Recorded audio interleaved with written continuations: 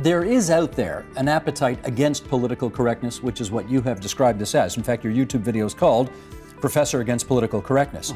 But let's make sure we're all speaking the same language here. You would define that how? Political correctness. Well, I think it's a particular kind of ideological game, and I think the outcome is twofold. It's to make the player feel morally superior, and also to take rather serious axe swings at the foundation of society. And so the game is identify a domain of human endeavor, note that there's a distribution of success. Some people are doing comparatively better and some people are doing comparatively worse. Define those doing worse as victims.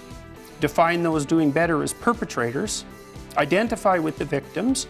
Have yourself a set of enemies handy to vent your resentment on.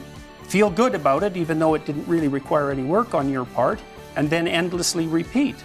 And that's why I've seen that happening on campuses in particular for the last 30 years. In your YouTube talk, you describe those who oppose you on this issue as, quote, resentful and uninformed. Yes. Tell me why you think that's accurate.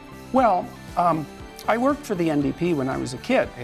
From the time I was 14 to the time I was 18, I worked with Rachel Notley's father and her mother and knew them very well.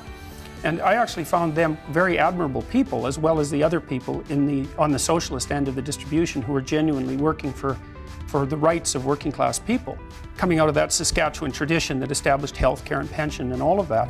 But I noted at the same time that the party functionaries, let's say, weren't that sort of person at all. They didn't really like the working class. They weren't standing up for them. And I couldn't quite put my finger on it until I read George Orwell's Road to Wigan Pier, which is a brilliant book and which was written for the Left Book Club in the UK.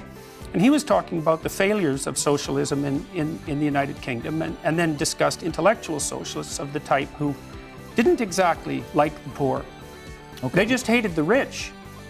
Resentful and uninformed, though. Yes, well, the resentful part is the willingness to pull down any structure that's hierarchical because of resentment about not being on the top. And uninformed is, well, it's the consistent attempt to force every political issue into the domain encompassed and viewed through this single lens.